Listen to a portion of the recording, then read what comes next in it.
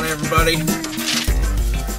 Yeah, it's I have not had the most successful afternoon. I'll just put it to you that way. Okay. Well, I went to withdraw money, which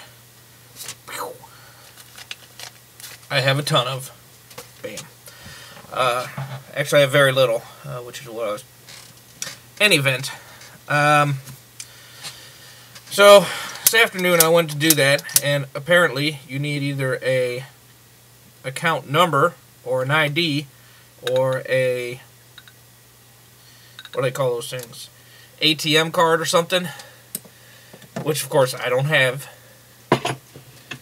And they don't like it when you take their money and leave after that. Anyway, so here I am.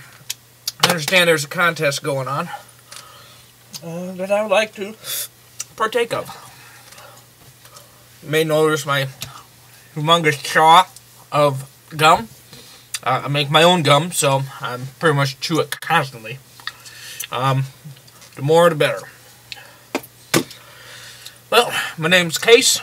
I live in the... I can't tell you where I live due to the sirens you heard. But in any event, I'd like to point out a few things that I have of my own. That whole like sentimental value or maybe real actual value that you know, people would be interested in. I'm not just a nobody. I'm a somebody, although I'm an unknown somebody, nobody. I got this 25 karat silver. I got it in Mexico. Guy wanted $700 for it. I was able to talk him down to $15.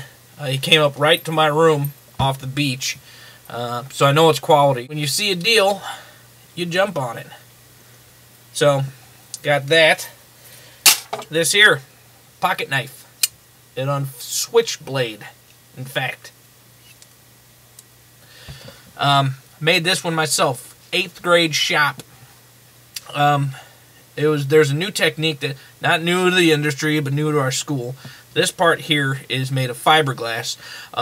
We had to create a mold and then pour the fiberglass in, and you do the brush and all that.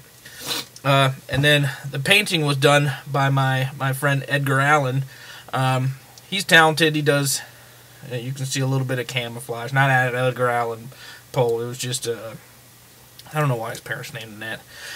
But the rest of it, they actually, this is when I was living in Nebraska. This part here, there's a lot of meteors. If you know where to search, the Oregon Trail used to run right through Nebraska, and because of that, you can find meteors. Are they meteors or meteorites? Well, whatever. Once they hit the ground, they're rocks. But inside of those is a significant amount of metal. Now, my shop teacher was also an amateur scientist, so he was able to come up with this way to melt the rock and separate the iron ore. It took most of the semester, but we were able to fashion, well, a blade of sorts out of it. It's actually quite remarkable. I don't know. This holds such personal value because of the time and effort put into it, and the number of hands that were involved there. It's amazing. I use it to pull the wax out of my wax burner. Probably not the best use, but I don't know how else to get the stuff out of there. So, Switchblade 101. This baseball, you can see worn, game used. 1924 World Series. Yankees, Red Sox. Over the years, it's obviously, you can tell I'm not old enough to have gotten this firsthand, so it went from my grandfather down to my father and then to me. And we've each had an opportunity to, you know, meet people in our lifetimes that are of some renown, whether in the baseball or politics or what have you, sports figures. And so, luckily enough, on several occasions, we each had the ball with us. My grandfather I got Babe Ruth and Ty Cobb to both sign this. I'm not sure if it was like at a you know, they're there at the same time or whatnot. But in any event, he's got both their signatures. My father actually went to college with O.J. Simpson, so he got that back. It would have been in the 60s or whatnot, so that's pretty cool. Why Adams signed to baseball, I don't know, but he was clearly going to be pretty good back then, which we're all proud of him now. Then my brother, he's only a couple years older than me, but he was able to get it signed by Dale Earnhardt. Again, why he had baseball at the NASCAR event, I'm not sure.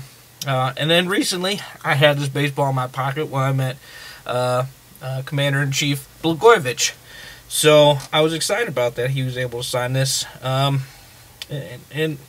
thinking of putting it on eBay, but given the nature of the signatures, I think it might be priceless, like one of those Fabergé eggs or what have you. I don't know. I mean, maybe not, but maybe I'll test the waters. We'll wait and see. Also, almost forgot, I have this. This is a guitar. Seriously out of tune.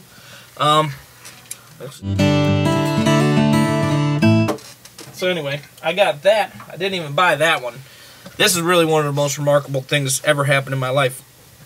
Back in it was summer '94. So this is 9-10 years ago. Many more than that, 15 years ago. I was out smoking weeds. We were on this bridge that went halfway out the Missouri River. And there's always boats going up and down there, trolling for catfish. And this boat capsized. I don't know if it hit a rock or whatever, but something happened. This boat flips over, and I'm thinking, oh my God, there's people in the water, you know. And so, of course, I dive in. So I took my paraphernalia out, put it on, because you don't want to lose that stuff. So I dive in the water. I go swimming over. Bam! Lo and behold, Willie Nelson and Johnny frickin' Cash. They presented me with this guitar as a token of their appreciation. It was amazing. It's quite remarkable. I've taken long enough here, so I hate to just, speak and run, but you got to do this sometimes when you're in situations such as this.